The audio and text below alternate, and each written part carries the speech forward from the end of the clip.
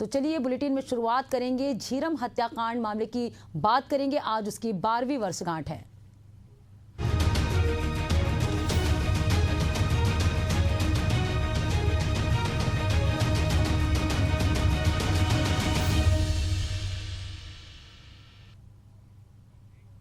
तो झीरम की आज 12वीं वर्षी है। छत्तीसगढ़ के इतिहास में दर्ज वो काला दिन 25 मई साल 2013। प्रदेश में भाजपा की सरकार थी, रमन सिंह मुख्यमंत्री थे। कांग्रेस सत्ता हासिल करने के लिए पूरा जोर लगा रही थी।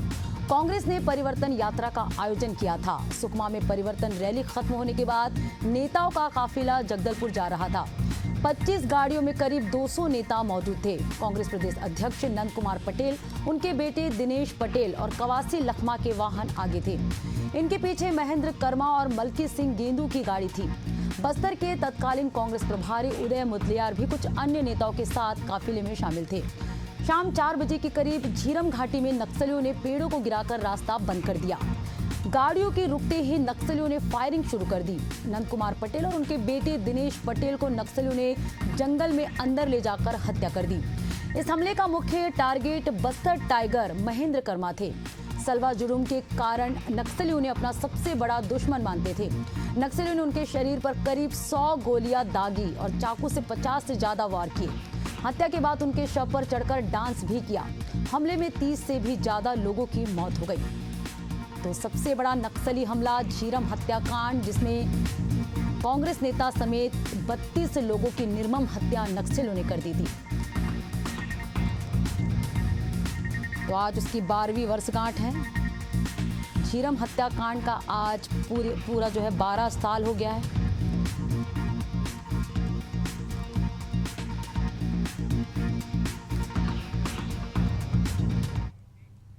झीरम हमले की जांच केंद्र सरकार ने 27 मई 2013 को एनआईए को सौंप दी। एनआईए ने इस मामले में पहली चार्जशीट 24 सितंबर 2014 को विशेष अदालत में दाखिल की। इस मामले में 9 गिरफ्तार नक्सली सहित कुल 39 लोगों को आरोपी बनाया गया। इसके बाद 28 सितंबर 2015 को सप्लीमेंट्री चार्जशीट दाखिल की गई, जिसमें 88 और आरोपियों के नाम शामिल थे। चार्जशीट दाखिल होने के बाद अधूरी जांच, राजनीतिक दबाव, नक्सली लीडर्स को बचाने जैसे आरोप लगने शुरू हो गए। इसके बाद की क्लोजर रिपोर्ट आई, जिसमें कहा गया कि नक्सलियों ने दहशत फैलाने के लिए कांड को अंजाम दिया था। इसके बाद 2018 में जब कांग्रेस की सरकार आई तो भूपेश बघेल ने जांच के लिए एसआईटी गठित की। एसआईटी की जांच के दौरान ही हाईकोर्ट ने स्टे दे दिया। झीरम घाटी कांड की जांच से भले ही कुछ खास नहीं हुआ, पर अब पिछले 1.5 साल से छत्तीसगढ़ में नक्सलवाद के खिलाफ जो चल रहा है, उससे पीड़ित परिवार बेहद खुश हैं। केंद्र और राज्य सरकार की कार्रवाई की लोग जमकर सराहना कर रहे हैं। झीरम कांड में शामिल रहे कई नक्सली अब तक मारे जा चुके हैं।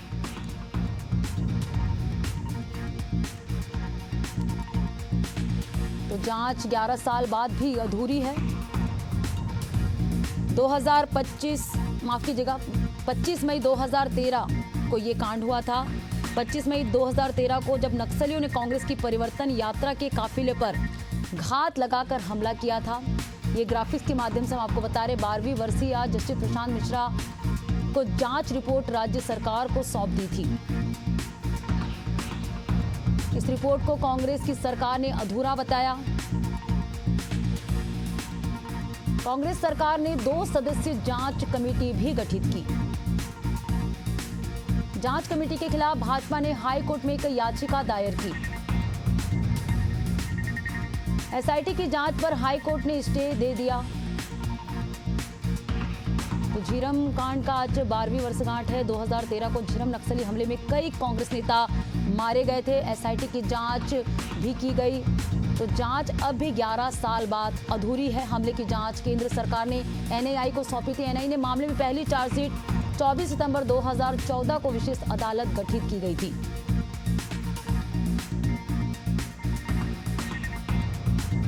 ए ने ये जांच का ब्यौरा लिया था। 28 सितंबर 2015 को सप्लीमेंट्री चार्जशीट दाखिल की गई। तो झीरम की आज 12वीं वर्षगांठ है। हाईकोर्ट के जस्टिस प्रशांत मिश्रा की अध्यक्षता में आयोग का गठन किया गया। जस्टिस प्रशांत मिश्रा का प्रमोशन हाई कोर्ट के चीफ जस्टिस के रूप में हो गया। और चलिए इस पे ज्यादा जानकारी के साथ इम्तियाज अंसारी संवाददाता हमारे साथ फोन लाइन पे जुड़ चुके हैं। इम्तियाज, आज झीरम कांड का 12वीं वर्षगांठ मनाया जा रहा है। आपसे जानना चाहेंगे कि अभी भी जो ये हत्या हुई थी नक्सलियों द्वारा, ये निर्मम हत्या जो की गई थी, कांग्रेस नेता समेत कुल 32 लोगों की हत्या की गई थी, अभी भी उस स्तर पर जांच नहीं हो पाई है। देखिए, बिल्कुल जिस तरीके से ये हत्याकांड था वो दिल दहला देने वाले हत्याकांड था, और उसमें जो कांग्रेसी नेता मारे गए थे उसके साथ अन्य लोग भी मारे गए थे। तो कुछ लगभग 33 लोगों की इसमें जानें चली गई थी, और अब भी तक जो है उसका जो उन हत्या में जो मरे थे, आज उनको लेकर कांग्रेस जो है शहादत दिवस मना रही है। लेकिन जिस तरीके से इस पे जांच होनी चाहिए, एनआईए जांच कर रही थी, फिर राज्य सरकार ने, जब भूपेश बघेल की सरकार आई तो उस समय एसआईटी का गठन किया गया, और उसके बाद जो एसआईटी गठन होते ही कहीं न कहीं जो एनआईए थी वो सुप्रीम कोर्ट चली गई। तो इसको लेकर भी अभी सियासत हो रही है। लेकिन जिस तरीके से इस पूरे हत्याकांड में न्याय मिलनी चाहिए थी, वो उन परिवारों को नहीं मिल पाया है, जो परिवार अभी भी इसको लेकर बांट जोड़ रही है, जिसमें कांग्रेस ने शीर्ष नेताओं को खोया था, और इसमें लगभग 27 कांग्रेसी नेता जो है वो मारे गए थे। तो इस तरीके से आज भी जो परिवार है वो कांग्रेस के जो परिवार है वो न्याय का बात जोड़ रहे हैं। लेकिन आज प्रदेश भर में कांग्रेस जो है इस हत्याकांड को लेकर शहादत दिवस मना रही है, और कांग्रेस भवन में शहादत दिवस मनाया गया, जहां पूर्व के मुख्यमंत्री भूपेश बघेल, नेता प्रतिपक्ष चरणदास महंत शामिल हुए, वहीं अन्य कांग्रेसी नेता भी शामिल हुए, और उन तमाम नेताओं को, चाहे वो विद्याचरण शुक्ल हो या फिर आनंद कुमार जी हो, अनेक नेताओं को जो है आज उनको श्रद्धांजलि दी गई और याद किया गया। भूपेश बघेल आज भी कह रहे थे कि कांग्रेस जिस तरीके से लड़ाई लड़ना चाहती थी वो अपने ओर से तो लड़ रही, लेकिन बीजेपी सरकार जो है उस समय रमन सिंह की सरकार थी। आज भी जिस तरीके से बीजेपी की सरकार है दोहरी नीति अपना रही है, और जो झीरम हत्याकांड था उसको लेकर वो संजीदा नहीं है। आज अलग अलग जो घोटाले हुए हैं उसमें कई एजेंसियां काम कर रही है, कई एजेंसियां जांच कर रही है, लेकिन जिस तरीके से ये झीरम हत्याकांड की जांच होनी चाहिए वो ठंडे बस्ते में डाल दिया गया है। तो इसको लेकर अभी भी कांग्रेस जो है वो सवाल उठा रही है। आज देखने वाली बात ये होगी कि आखिर इस हत्याकांड का कब तक न्याय मिलता है और क्या जांच। बिल्कुल इम्तियाज, आपको क्या लगता है कि शहीदों की स्मृति को राजनीतिक लाभ के लिए इस्तेमाल किया जाता है? क्योंकि जब 2018 में कांग्रेस सत्ता पर आई तो उन्होंने 2 सदस्यीय टीम को लेकर एसआईटी गठित की, और अभी तक जो है उन परिवारों को न्याय नहीं मिल पाया जो इस नरसंहार में शामिल थे।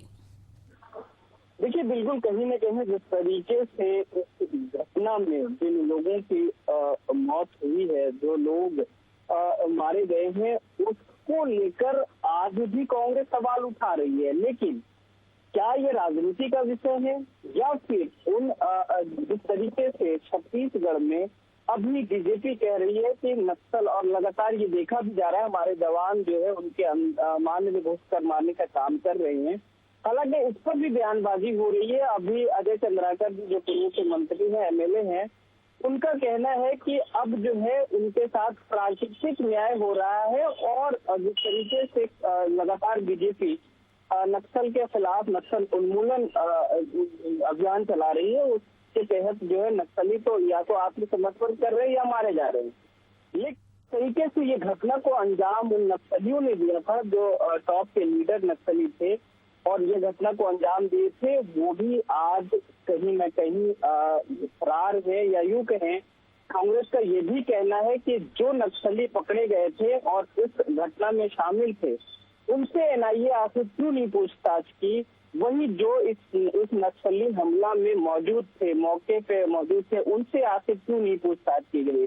तो ये किस प्रकार की जांच एनआईए की है, ये सवाल जो है कांग्रेस खड़ा कर रही है। बिल्कुल इम्तियाज, जैसे कि 2026 तक टारगेट रखा गया है कि लाल आतंक का खात्मा छत्तीसगढ़ से किया जाएगा, लेकिन अगर इधर झीरम कांड हत्या की बात करें तो क्या सरकार न्याय न मिलने की स्थिति में अगली रणनीति पर क्या काम करेगी ताकि उन परिवारों को न्याय मिल सके? देखिए, जिस तरीके से केंद्रीय गृह मंत्री अमित शाह ने कहा है कि 2026 मार्च तक डेडलाइन दिया है, और उस पर काम चल रहा है। बेशक छत्तीसगढ़ में अगर आप पिछले दिनों के बात करें तो कई नक्सली मारे गए, कई नक्सली जो है आत्मसमर्पण किए, तो नक्सल के खिलाफ मुहिम तो चल रहे हैं।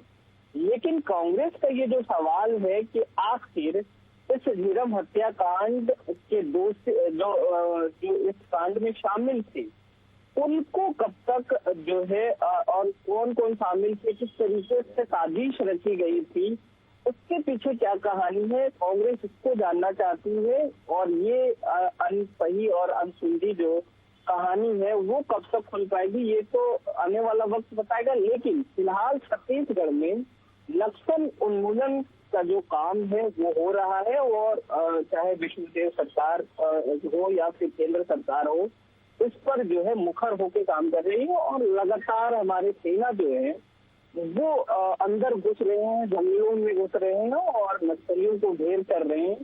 तो इससे दहशत तो नक्सलियों में है, आत्मसमर्पण कर रहे हैं, चाहे बचकर आगे। जी बिल्कुल इम्तियाज, क्या ऐसी घटनाओं को केवल बरसी तक सीमित रख देना चाहिए? ये तो सोचने और देखने वाली बात है। फिलहाल केंद्र सरकार ने जो टारगेट रखा है मार्च 2026 तक छत्तीसगढ़ से लाल आतंक का खात्मा करने का, कहीं ना कहीं झीरम हत्याकांड का ये बदला के रूप में भी देखा जा सकता है। तो आज झीरम की 12वीं बरसी है और आज जो है शहीदों को श्रद्धांजलि दी जा रही है। शुक्रिया इम्तियाज तमाम जानकारी हमसे जुड़ने के लिए।